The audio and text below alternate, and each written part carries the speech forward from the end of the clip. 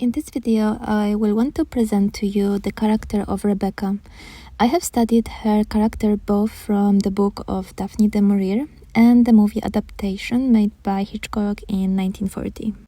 So, in my opinion, the character of Rebecca de Winter is the most powerful female character I have encountered in movies or books, and I will try to prove my point to you. We will see what can we learn and apply for ourselves to become more unforgettable and high value. So let's keep watching. So first, let's speak about the plot of the movie. As the movie closely represents the plot described in the book, I will focus on the movie itself.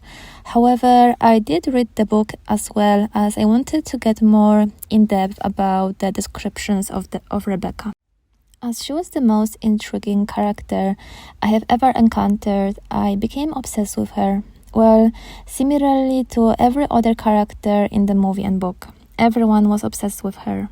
And the most interesting part about Rebecca is that she is the only person who is not even once seen in the movie. It gets interesting, isn't it? So what is the most interesting is how can one character be so powerful and yet she's not even seen in the movie. So let's get to the plot to understand the story.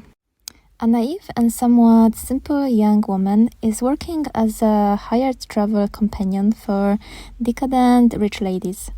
On one of her assignments, she ends up in Monte Carlo at the French Riviera, where she gets to meet the handsome Maxime de Winter, a wealthy and respectable widower. The Winter is quickly attracted to the young and insecure woman and decides to marry her promptly. The two return to the Winter's residence, Manderley, a castle-like estate that seems to come right out of a fairy tale. She quickly learns that her entire new life is filled with the memory of Rebecca. From the paintings on the wall that depict Rebecca to memories of her mate, through basically everyone she meets, everyone seems to speak about Rebecca. It is even her husband who seems to be lost in thoughts about his previous wife. There is that famous quote from the movie and book, "I could fight with the living, but I could not fight the dead." So while watching this movie, I was astonished on how powerful someone's presence and character can be, that one person who is not alive anymore can occupy so much space in the entire story. Even when the new wife of Mr. de Winter went to meet up with the family and friends of her husband, people were not paying much attention to her, and they were reminiscing about the greatness of Rebecca. So we can feel growing compassion to the new wife of Mr. de Winter, as she is being compared to the most powerful woman in the story, and she herself, in comparison, is the least powerful person herself. Noticing that difference, I wanted to learn as much as I could from Rebecca. What made her so special? What was it? Even though we can derive the most important traits of her and try to apply it to ourselves, I think the power and the beauty of such strong character lies in their inner world, in their depth and complexity of their character. I think that Rebecca was it all. She was truly representing the light and dark traits, and I think it made her a truly complex and complete person. So let's get into our description. Point number 1 is we learn in the story that she was always put together. Her presence was always on point. She was well dressed to the occasion. She had a great sense of fashion, yet her clothes fit well within the occasion. Point number 2 is that she was sociable, cheerful person, but she was able to make her presence known. As a true queen of her word, she was always welcoming people with a smile, but she was also demanding respect. She was a woman of a strong character. Point number 3 is that she was a good hostess. It was mentioned in the book that she liked to throw big parties for their friends and family. Her giving nature was shining through her and it made her loved. Also, the parties she was making were done perfectly. Everything was well chosen. We learn here about the quality of the things she was doing. So until now we are able to notice that Rebecca was a perfectionist. She was of that let's do it well type of attitude. She was friendly and sociable.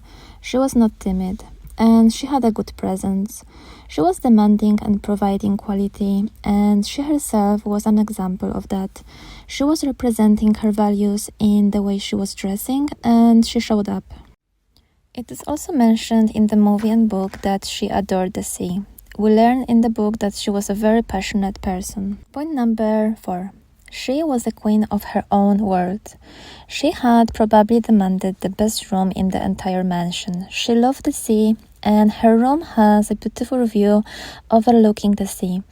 When the new wife discovers the room of Rebecca, everything is perfectly put as it was when Rebecca left the room for the last time. Let's now see the scene when the new wife enters the room.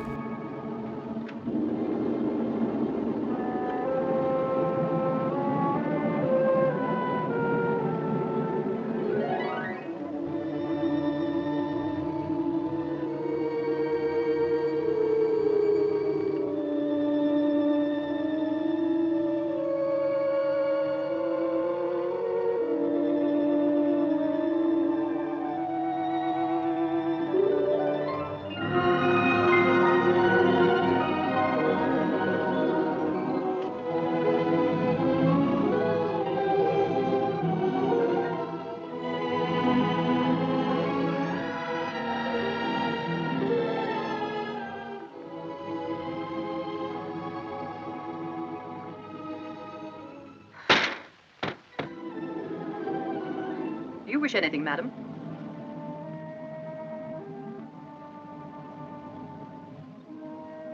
I didn't expect to see you, Mrs. Danvers. I noticed that the window wasn't closed, and I came up to see if I could fasten it. Why did you say that? I closed it before I left the room. You opened it yourself, didn't you? You've always wanted to see this room, haven't you, madam? Why did you never ask me to show it to you? I was ready to show it to you every day. So in that scene, we can see that the room is big, queen-like, no doubt. In the next clip, we will learn about Rebecca's social status and the quality of her clothes. They were made specially for her by the nuns in the convent of St. Clair. I always used to wait up for her, no matter how late. Sometimes she and Mr. De Winter didn't come home until dawn. Well, everyone loved her. There were people who were doing things for her as she was the true queen of her life, the main character of her life. And now I will show you a clip that I especially love. For her myself, and I keep it here always.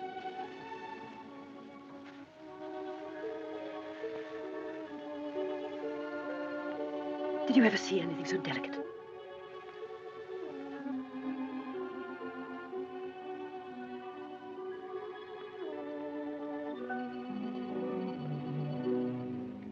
Look, you can see my hand through it.